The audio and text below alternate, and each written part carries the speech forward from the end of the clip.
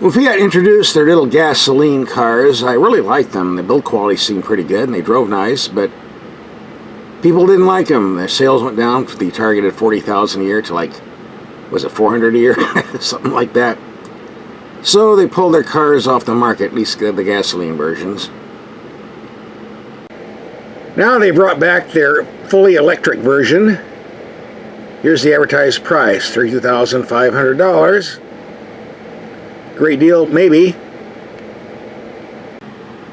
So I made some phone calls and ordered one. And let's see how they drive. By the way, to get on the web, they're claiming the price is a bit more at $34,095. I guess you have to go down to the dealer to get the exact number. And here's some other prices posted on the web for various models. So here it is in the flesh. I like this color. Pretty much looks like the gasoline versions. Dinky little tires. And what's the brand? Cinturato. Never heard of them. It's under 16 degrees outside, so I think we better get in the shade before I melt. I've always liked the build quality of these. Very nice workmanship. Very sturdy bodies.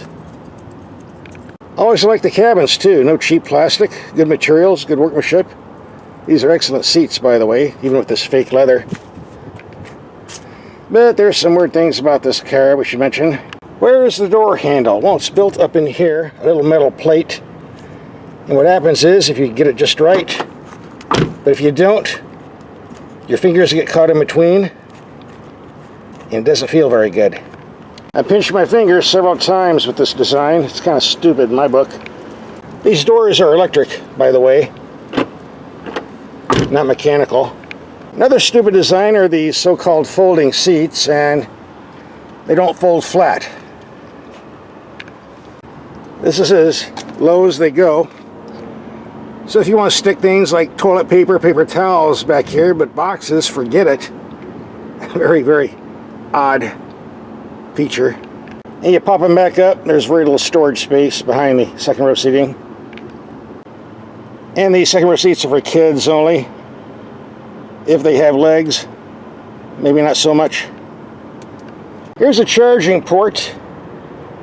You got 117 horsepower, a claimed range of 141 miles on a good day, 0 to 60 in 8 seconds.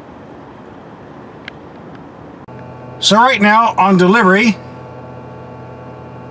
it's 106 degrees outside. We have a 91% charge, claiming 125 miles. The starting mileage 1,809. Let's see how long the charge lasts. Later on in the video, we'll take these headlights out in the dark and see how they perform, so don't go away. The shift controls are on the dash: park, reverse, neutral drive. I like this setup. Stays out of the way, easy to use. A very large glove box, lots of room in there. Amazing for a small car. The camera system is small, but very good quality. This is a drive mode. Switch for normal. Come on, pull up. Normal, range, and Sherpa. You do not want to press Sherpa. You press Sherpa, it cuts horsepower down to 80, supposedly to save electricity. It also cuts off your air conditioning, which you don't want to do when it's 116 degrees outside. Although parking in the shade, I'm down to 110 degrees. Oh, a lot cooler there, huh? By the way, the air conditioning might work in most climates, but I drove this around today and it just doesn't put out enough cold air for the 110 plus temperatures, which is surprising because it's a small cabin, there's not that much to cool. But unless you live in extreme desert, it probably won't be a problem for you. The steering is extremely light, sort of like it's not connected to anything at all, so I guess some people like that. Takes some getting used to. Obviously on a car this small, it'll fit in any type of parking space. Very good feature. The The ride quality on this is reasonably smooth for such a short wheelbase vehicle. A bit choppy sometimes, but nothing you can't live with. And even though the 0 to 60 time is a bit slow at the 8-second mark, it doesn't feel slow. It's got a lot of torque thanks to the battery system, so it doesn't really feel underpowered, but just me in here. If I had 4 people, well, who's going to sit in the back? I couldn't find any volunteers. With 4 people, it might be a bit more strained. But overall, no complaints. This is a comfortable highway cruiser, but of course you won't be going very far. Not for long highway trips, that's for sure. Mamma mia, another Fiat. Don't see too many of these anymore. This is one of the biggest nightmares of driving an electric car. That's getting stuck in a traffic jam like we have here. You sit here for hours, running your battery dead. Gasoline car, not a problem. You just pull over to the next gas station and refill. Electric car, not good.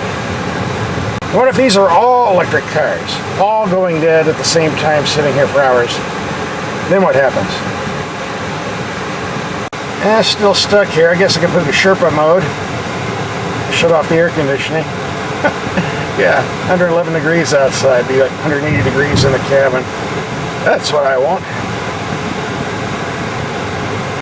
So let's post up some numbers. I got the vehicle 1809 miles. I got 1863. That's 64 miles I've driven. Went from 125 miles on the range to 50. 75 miles of range to go 64 miles of driving with air conditioning going full blast. That's not too bad. And the 125 miles I had was indicating a 91% charge. For those keeping track of numbers. So let's take these headlights out in the dark and see how they perform. Here we have the lights only about 33 yards away, low beam, high beam. Seem a little bit low.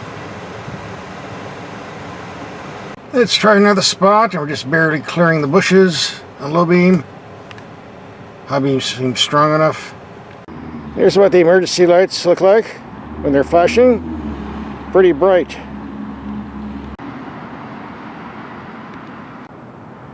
Getting a lot of glare on the lens here for some reason.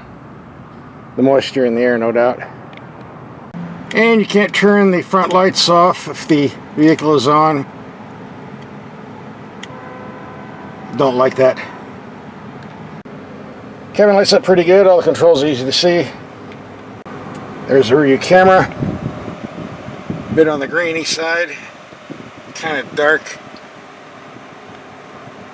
Probably an older unit. The auto dimming mirror has no disconnect switch. I don't like that, but you're stuck with it. The shifter is on the dash. Park, reverse, neutral drive is easy to see. Let's see how far these reach out. Oh, doesn't want to focus. Try again. Got the low beam on.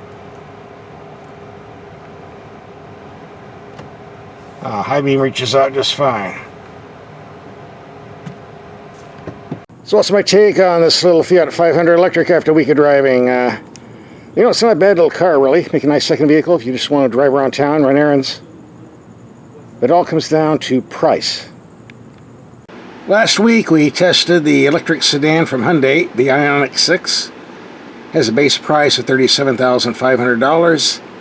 And the base vehicle has a range of 240 miles with 149 horsepower. And as long as people can buy a vehicle like this at this low price, Fiat's going to have a bit of a problem selling theirs for around 35 grand, I think. But I say Fiat's offering some excellent lease deals. So this little car might be for you. Get on their website and take a look. If you want to see the review we did on the Ioniq 6, here's a link coming up for that video. Just click and watch. You're already here, you might as well.